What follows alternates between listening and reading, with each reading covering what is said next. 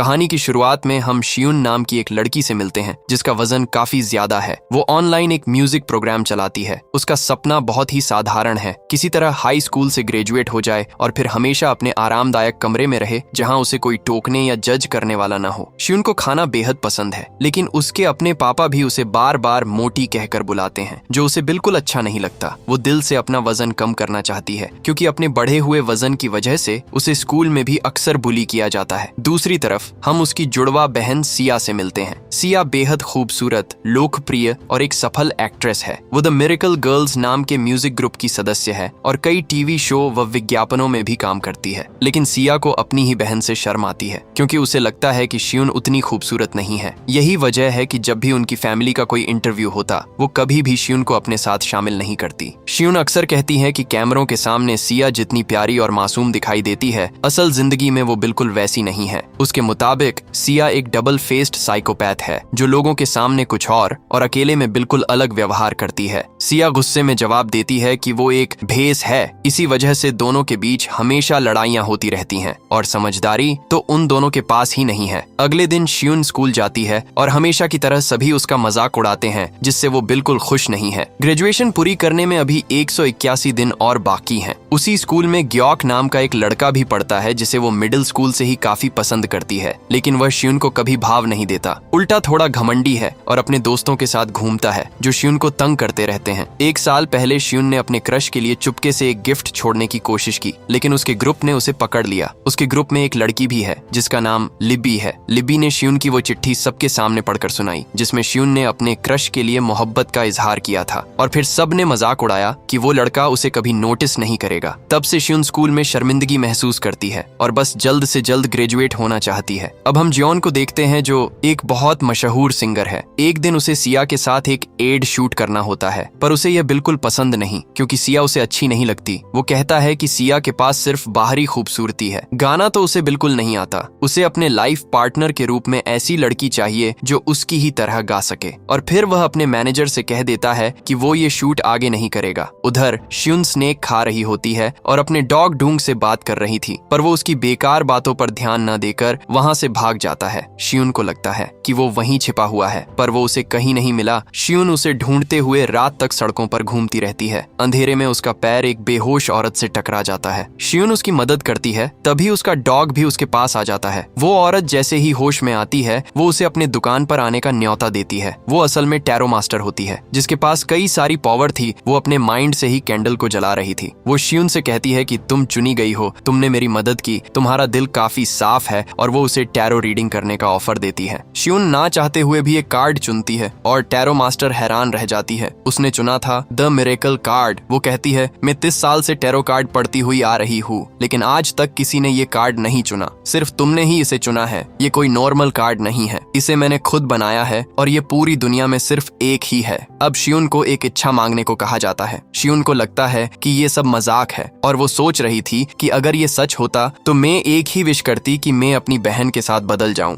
औरत उसे एक नेकलेस देती है और कहती है कि इसमें जो एमरल्ड है वो सौभाग्य का प्रतीक है, और इसे पहनने पर ही तुम्हारी इच्छा पूरी होगी। शियुन जैसे ही अपने डॉग के साथ वहां से निकलती है, अचानक उसे तेज दर्द होता है और वह बेहोश हो जाती है। उसी समय सिया भी रिहर्सल के बीच में गिर पड़ती है। अगले दिन जब दोनों की आंख खुलती है तो वो खुद को हॉस्पिटल में पाती है। दोनों जब एक दूसरे को देखती है तो सदमे में पड़ जाती हैं। उनके शरीर बदल चुके थे। दोनों चिल्ला देती हैं। सिया इसे मानने को तैयार नहीं थी। वो अपनी बहन को अस्पताल की छत पर ले आई, क्योंकि उसने न्यूज में देखा कि आज रात टूटते तारे दिखने वाले थे। सोच थी कि शायद इच्छा मांगकर वापस उनकी आत्मा की अदला बदली हो जाए, पर कुछ नहीं हुआ। शियुन ने सुझाव दिया कि अगर सिर पर पत्थर से चोट मारें तो शायद दिमाग पर असर पड़े और सब रीसेट हो जाए, लेकिन ये तरकीब भी बेकार साबित होती है। सिया नेकलेस उतारने की कोशिश करती है, लेकिन शियुन उसे रोक लेती है और फिर पार्क में आकर उसे सारी बात बताती है कि वो एक टैरो मास्टर से मिली थी, जिसकी वजह से ही ये सब हुआ। सिया कहती है कि सभी लड़कियां मेरी जैसी बनना चाहती हैं, ये मैं अच्छे से जानती हूँ, पर पता नहीं था कि तुम भी बाकियों की तरह ही सोचती हो। जब वे टैरो मास्टर को ढूंढने गईं, तो पता चला कि वो 1 महीने की छुट्टियों पर चली गई है। तो अब दोनों को 1 महीने तक ऐसे ही रहना होगा, एक दूसरे की तरह बर्ताव करना होगा, ताकि किसी को पता न चले कि वो आपस में बदल गई है। सिया अपनी बहन को सिखाती है कि अब उसे बिल्कुल ठंडी, बेपरवाह और रूड तरीके से बात करनी होगी, क्योंकि यही उसकी पब्लिक इमेज है। लड़कों को तो बिल्कुल नोटिस मत करना, वरना किसी को पता चला कि मैं किसी लड़के को डेट कर रही हूँ तो ये मेरे फेम पर असर पड़ेगा। वो उसे डांस रिहर्सल्स के वीडियो भी दिखाती है जहाँ शियून को जाना होगा। अस्पताल में ही सिया उसे कुछ स्टेप्स सिखाती है, पर शियून को तो ये स्टेप्स पहले से ही आते थे, क्योंकि वो हमेशा कमरे में अकेली डांस की प्रैक्टिस किया करती थी। दूसरी तरफ शियून अपनी बहन को बताती है कि उसके शरीर में रहते हुए उसे बिल्कुल अनसुना, मासूम और शांत रहना है। लोग कुछ भी कहें उसे कोई जवाब नहीं देना है, बिल्कुल ऐसे दिखावा करना है जैसे वो कुछ सुनती या देखती ही ना हो। सिया पूछती है, तुम्हारे कौन कौन दोस्त है, जिस पर वो बताती है कि एक भी नहीं।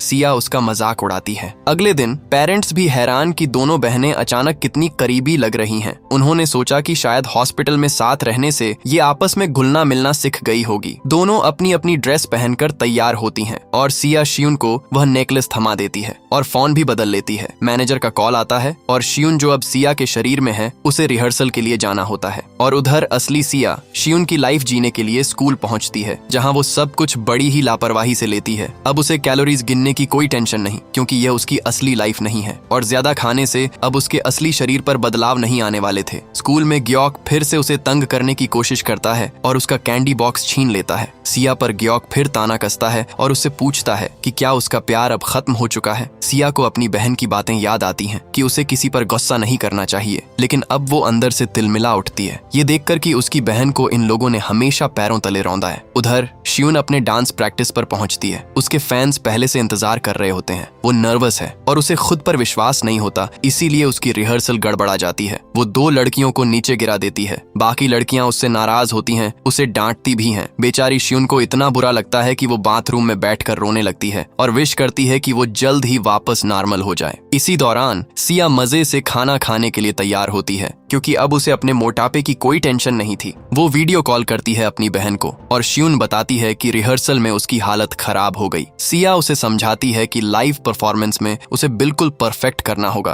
बिल्कुल ऐसे सोचना जैसे तुम बंद कमरे में मिरर के सामने डांस कर रही हो। शियून मोटिवेट हो जाती है। तभी शियून की नजर पड़ती है जियोन पर और बस क्या वाइल्ड और बहादुर आदमी है। बाकी लड़के भी उससे उसका नंबर मांगते हैं और उसे एहसास होता है कि शियून कितनी लकी लड़की है। और अब शो का वक्त हो चुका था। धीरे धीरे उसे हिम्मत आने लगती है और वो अपनी वही पुरानी सीक्रेट प्रैक्टिस को याद करती है। घर पर सिया टीवी पर अपनी बहन को देखकर हैरान रह जाती है। शियून न सिर्फ अच्छा डांस कर रही है, बल्कि गाना भी गा रही है, वो भी इतनी खूबसूरती से कि मुख्य गायिका की मदद कर देती है। वही जियोन जिसने कहा था कि वो गा नहीं सकती। उसकी मीठी आवाज सुनकर दंग रह गया। शो खत्म होने के बाद शियून जब स्टेज से नीचे उतर रही थी, तभी उसका पैर मुड़ जाता है और गिरने ही वाली होती है कि जियोन उसे थाम लेता है। दोनों के लिए वो एक जादुई पल था और फिर एक साइलेंट कनेक्शन बन जाता है। जैसे ही लड़का मंच पर लौटता है, शियून पूरी तरह से उस पर फिदा हो चुकी होती है। घर पहुंचकर सिया अपनी बहन को डांटती है कि उसने इतना अच्छा गाना क्यों गाया, क्योंकि असल वाली सिया बहुत ही बेसुरा गाती है। तभी फोन पर जियोन का मैसेज आता है। वो सिया को अपने साथ गाने के लिए इनवाइट करता है। बहनें जवाब हाँ भेज देती हैं और जियोन बहुत खुश होता है, क्योंकि उसे लगता है कि सिया उसे पसंद करने लगी है। सिया को वो पुरानी बात याद आती है जब जियोन ने कहा था कि वो गाना नहीं जानती, इसलिए वो शियून से कहती है, देखो गाना बेहतरीन करना, लेकिन उसके साथ कोई अफवाह मत बनने देना। अगले दिन स्कूल में सिया को अपनी बहन की डायरी मिलती है। वो पढ़ना शुरू करती है और हर लाइन से उसका दिल भर आता है। उसे पता चलता है कि 1 साल पहले ग्योक की वजह से शियून को कैसी शर्मिंदगी झेलनी पड़ी और कैसे वो अपने वजन, अपनी शक्ल सूरत, यहाँ तक कि अपनी जिंदगी से भी परेशान है। डायरी में लिखा था कि अगर वो धुएं की तरह गायब हो जाए तो शायद कोई रोए भी नहीं। सिया समझ ही नहीं पाती कि उसकी बहन को ऐसा लड़का कैसे पसंद हो सकता है। दूसरी तरफ शियून रिहर्सल्स में बेहतर होती जा रही है। जियोन उसे मैसेज करता है और छत पर बात करने के लिए बुलाता है। वो उससे माफी मांगता है कि मैंने उस एड वाले दिन बहुत रूड बर्ताव किया था। शियून को सिया की बात याद आती है। उसने जियोन को माफ करने के लिए मना किया था, पर वो इतने हैंडसम लड़के को कैसे दुखी कर सकती थी,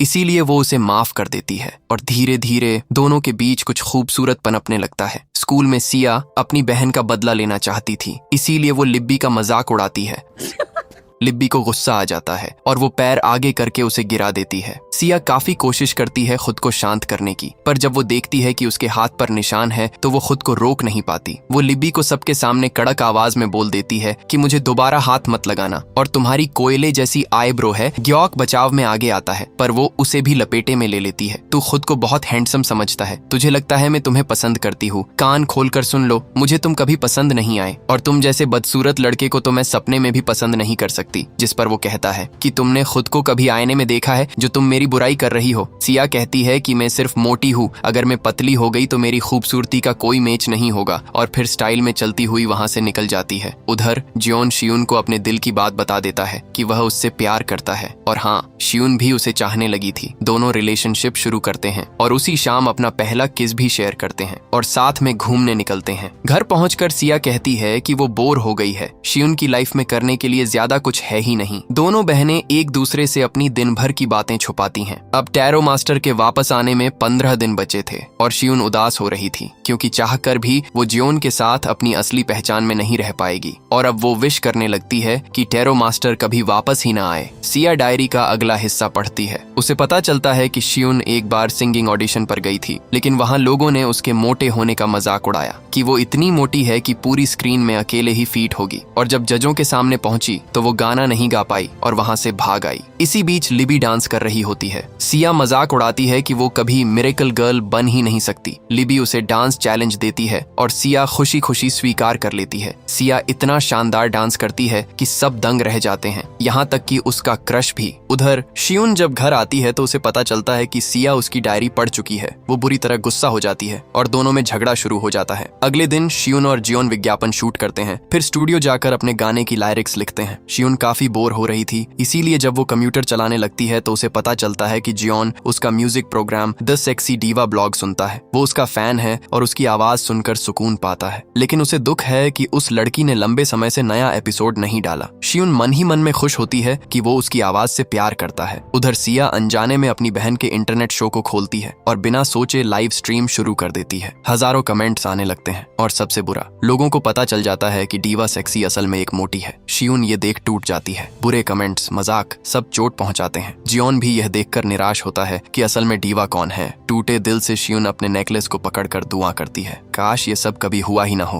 और अगले सुबह जब वो मोबाइल खोलती है, सब कुछ बिल्कुल नॉर्मल था, जैसे वो लाइव कभी हुआ ही ना हो। वो भागकर अपनी बहन को रोकती है जो फिर से लाइव शुरू करने वाली थी। किस्मत से पहचान अब भी सीक्रेट थी, लेकिन उसी वक्त खबर आती है उसका मैनेजर एक्सीडेंट में घायल हो गया है। शियून को टैरो वाली औरत की बातें याद आती हैं और उसे यकीन हो जाता है कि नेकलेस ने सचमुच उसका विश पूरा किया है। वो टेस्ट करने के लिए एक और विश करती है कि आज खाने में उडोन आए। होता भी ऐसा ही है। मैनेजर उडोन लेकर आ जाता है। अब उसे पूरा यकीन हो चुका था। दूसरी तरफ जियोन को बताया जाता है कि उसका नया गाना डेनमार्क एक आर्टिस्ट से मिलता जुलता है और उस पर प्लेजरिज्म का आरोप लग रहा है। हे खुदा, मैं पकड़ा गया, पता नहीं कैसे, लेकिन पकड़ा गया। जियोन पर प्लेजरिज्म का इल्जाम लगने के बाद वो स्टेज पर गाना भूल जाता है। उसका दिमाग बार बार उसी बात पर अटका हुआ था। शियून तुरंत भागकर अपना नेकलेस उठाती है और दुआ करती है कि जियोन फिर से गाना गा सके। उसकी दुआ कबूल होती है, लेकिन उसी वक्त एक कर्मचारी के साथ हादसा हो जाता है। तब शियून को एहसास होता है कि हर बार जब वो कोई इच्छा मांगती है, किसी न किसी को नुकसान होता है। स्कूल में सब लड़कियां सिया से कहती हैं कि वो उन्हें डांस सिखाए, क्योंकि अब वो बहुत शानदार डांस करती है। उधर जियोन शियून को बताता है कि 2 साल पहले वह यूरोप गया था और वहीं उसने ये गाना सुना था। उसे याद नहीं रहा और नई कंपोजिशन करते वक्त वही धुन दिमाग में आ गई। अब उसे लगता है कि उसे म्यूजिक छोड़ देना चाहिए, कहीं दोबारा ऐसी गलती ना हो जाए। शियून उसे हौसला देती है कि पहले वो दोनों अपना अधूरा गाना पूरा करें और फिर रिकॉर्ड करें, क्योंकि वो उनका लव सॉन्ग होगा। दिन बीतते जा रहे थे और सिया बेहद खुश थी, क्योंकि 30 दिन पूरे हो चुके थे। दोनों बहनें टैरो मास्टर के लौटने की जगह पर खड़ी उसका इंतजार करती हैं। सिया कोल्ड ड्रिंक लेने जाती है और इसी बीच शियून दिल में दुआ करती है कि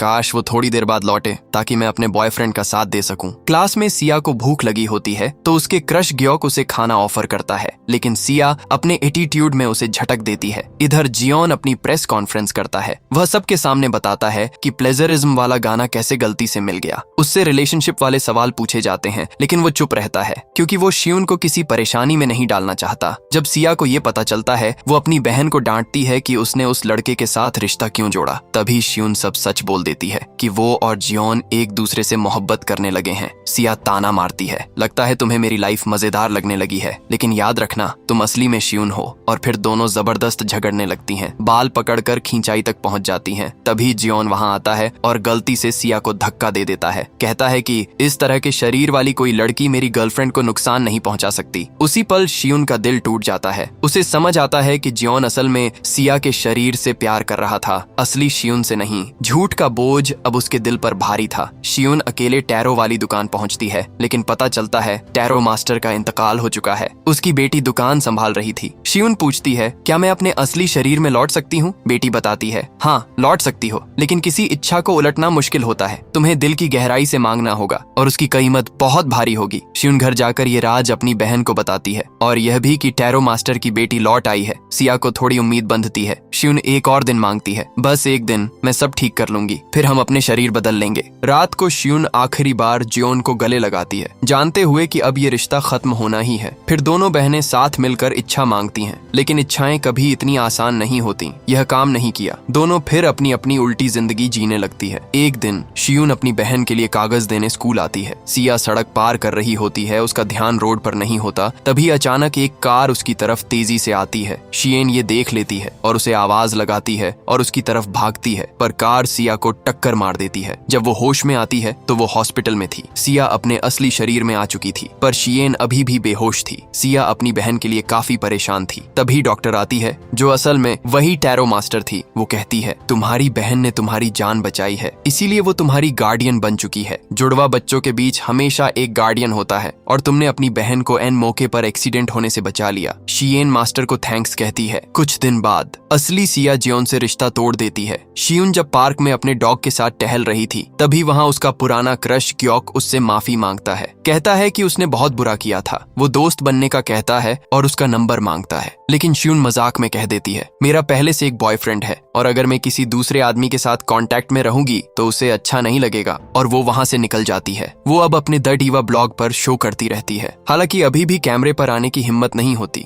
लेकिन अंदर से उसे पता है जियोन उसे अब भी सुनता है। उधर जियोन अपनी नई गाना डुएट के लिए एक फैन चुनना चाहता है, क्योंकि सिया ने 7 गाने से मना कर दिया था। सिया अपनी बहन को बताती है कि एक ऑडिशन होने वाला है और ये मौका शियुन के लिए परफेक्ट है। अगले दिन ऑडिशन शुरू होता है और जज की सीट पर बैठा होता है जियोन। जब शियुन का नंबर आता है, वो गाना शुरू करती है और जियोन की आंखें फैल जाती हैं। उसे वो सारी यादें लौट आती हैं, वो लम्हा जब दोनों ने साथ गाना गाया था, और अब उसे समझ आ जाता है उसे किसी और को ढूंढने की जरूरत नहीं, वो वही लड़की है। आखिरी सीन में दोनों मिलकर गाना रिकॉर्ड करते हैं और जियोन कभी नहीं जान पाया कि वो वही लड़की है जिससे वह पहली बार दिल लगा बैठा था। शियुन ने हमें सिखाया कि कभी कभी जिंदगी हमें किसी और की जगह खड़ा कर देती है, ताकि हम अपनी कीमत पहचान सकें और खुद को उसी रूप में प्यार कर सकें जैसे हम हैं।